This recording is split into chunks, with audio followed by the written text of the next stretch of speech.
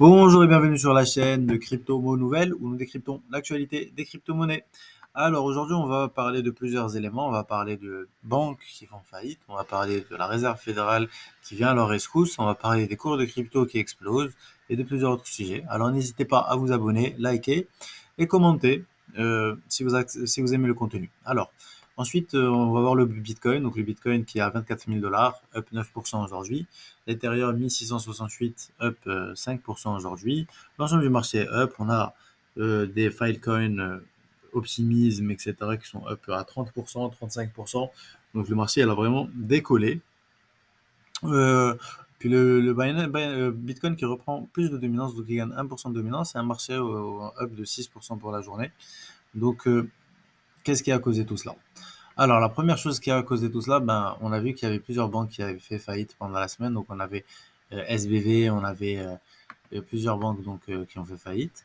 Et là, il y a la Réserve fédérale qui met 25 milliards de dollars sur la table pour arrêter la contagion de SBV. Donc,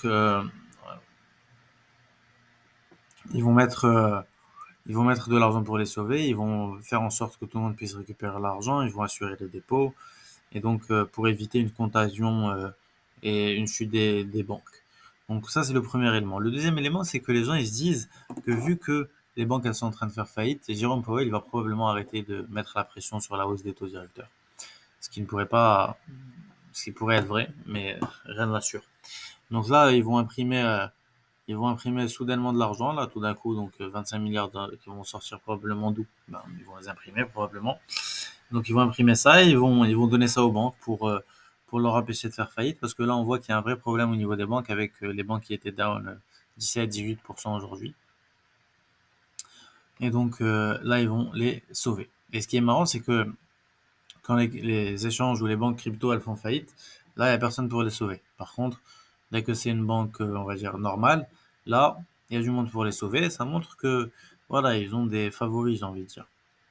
En tout cas, en espérant que ça va stopper l'hémorragie et qu'on va pas revenir à un crash de 2008 qui avait commencé comme ça avec un début de chute des banques. Et ça me fait rire parce que c'est quelque chose que Satoshi Nakamoto avait prédit. Il disait que s'il y avait une nouvelle crise, ben, il a créé Bitcoin suite à la crise de 2008. Et il disait que le jour où les Américains n'auraient plus confiance dans les banques, parce qu'elles perdraient de l'argent, que leur argent se volatiliserait, que les banques, elles font un truc que les échanges n'ont pas le droit de faire, c'est le fractional reserve, donc ils gardent seulement 5 à 10% de l'argent qu'on dépose chez eux et ils investissent le reste. Donc c'est beaucoup plus risqué que les cryptos, les échanges crypto. Après, c'est clair que la volatilité dans les fonds dans lesquels ils investissent, c'est pas la volatilité des cryptos, mais en termes de risque, bah, c'est très risqué parce que elles jouent 90% de l'argent qu'elles ont. Elles le déposent. Bon, en général, les banques, par contre, elles achètent des obligations, elles achètent des placements assez safe, mais une partie aussi un peu plus risquée. Donc voilà, donc toutes les banques, elles font faillite. Normalement, c'est des éléments qui auraient dû un peu effrayer le marché. Mais là, vu que le marché, il se dit, ben, si les banques, elles font faillite, il va augmenter les taux, ben, les marchés, ils ont augmenté. Et voilà. Et ce qu'on disait, c'était que Nakamoto, lui, il disait que voilà, donc le jour où les banques chuteraient, ben, on verrait l'essor du Bitcoin. Ok? Et c'est ce qu'on est en train de voir. En ce moment, on voit les banques chuter et le Bitcoin qui monte parce que aujourd'hui, le dollar baisse, les banques baissent, la bourse baisse, l'or baisse. Alors, si vous avez de l'argent, vous le mettez où? Ben, vous le mettez dans le Bitcoin. On n'a pas le choix. C'est la valeur de réserve et ça continuera à être la valeur de réserve la plus importante du monde. Ensuite, je voulais parler d'un hack, le hack de Euler Finance, donc qui a été, bah, il y a Angle Protocol qui a été lourdement impacté, mais c'est un hack de 190 millions de dollars. Donc très très gros hack. Il y a Angle Protocol qui eux avaient des USDC bloqués sur Euler Finance, ils ont perdu 18 millions. Il y a Swissborg et IdleDAO qui ont également été touchés. Et il y a plein de compagnies crypto qui vont être touchées par ce hack. Ça reste peu par rapport au marché crypto, 190 millions de dollars, mais c'est quand même un montant non négligeable et ça pourrait faire en sorte que de nombreux projets qui avaient de l'argent là-dedans ben, vont plus pouvoir payer. Et c'est un hack qui a été fait à cause d'un flash loan et donc ils n'ont pas de moyen de récupérer à moins que de donner une bounty au hacker en espérant qu'il l'accepte en échange de l'argent. Ensuite, on voulait parler de l'USDC qui revient à la normale avec donc plusieurs déclarations. Donc comme quoi, voilà, ils disaient que ils vont pouvoir récupérer l'entièreté de leur argent suite à ce que vient de dire la Fed. Donc ils vont récupérer l'entièreté des USDC qu'ils avaient déposés. Ils ont même dit que si jamais ça continue à dépéguer, ils allaient mettre de l'argent de leur poche et qu'ils étaient prêts de toute façon avec leur argent personnel à combler le trou et qu'il n'y avait aucun risque que les utilisateurs perdent des fonds. Et donc, suite à cette nouvelle, l'USDC il est remonté. Là, il est presque à 1 dollar. Hein, il est à 0,98. Donc, petit à petit, c'est en train de remonter. Et le trou est en train de se boucher. Ensuite, un peu de mauvaises nouvelles. Donc, avec Meta et Instagram qui arrêtent leur NFT. Donc, ils vont arrêter les NFT 1 an après avoir dit qu'ils allaient commencer. Donc ils font pause sur le projet, puis c'est pas Meta, ils font pause sur tout ce qui est métaverse.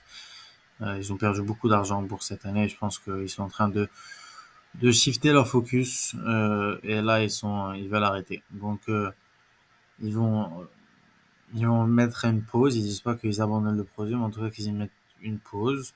Et ils vont. Donc là, ils avaient dit qu'il y aurait des NFT, qu'on aurait eu le droit à voir des photos et des profils avec des NFT, mais maintenant, ça va plus être possible.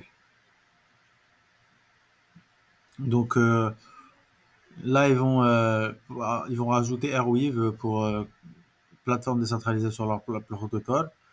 Et là, par contre, voilà, donc ils vont continuer à investir dans les fintechs et dans les business, mais ils vont mettre en place MetaPay pour pouvoir payer et envoyer des dons et tipser vos influenceurs favoris. Mais pour l'instant, ils mettent une pause au projet NFT. Voilà, donc je pense que ça vient de sortir, donc on n'en a pas encore beaucoup de nouvelles. C'est sorti il y a peut-être 5 minutes pendant que je faisais la vidéo. Donc je me suis dit que ça valait la peine d'en parler. Mais ça risque de refroidir un peu le marché parce que c'était quand même une des grosses nouvelles qui, à l'époque où c'était sorti, avait aidé le marché à monter, vu que c'est quand même une grosse compagnie. Et si aujourd'hui ils arrêtent les NFT, bah écoute, ça peut dangereusement affecter le marché. Voilà, ensuite il y a Binance qui arrête les British Pound Deposit et Withdrawal, donc les retraits et le dépôt des pounds british. À partir de mai 22. Donc vous avez encore le temps si vous en avez de les retirer. Mais pour l'instant, ils l'arrêtent parce que leur système on-ramp, il, euh, il ne se porte plus. Donc ça dit qu'ils ont moins de 1% de leurs Binance users qui transigent avec du pound. Mais bon, là, ils vont quand même l'enlever. Ils vont donner des mises à jour petit à petit par rapport à ça. Et, euh, et voilà, donc si vous avez des pounds sur Binance, convertissez-les en Bitcoin, en dollars US, en USDT, en USDC, peu importe le stable ou actif de votre choix. Mais ne les gardez pas en 10 PB. Donc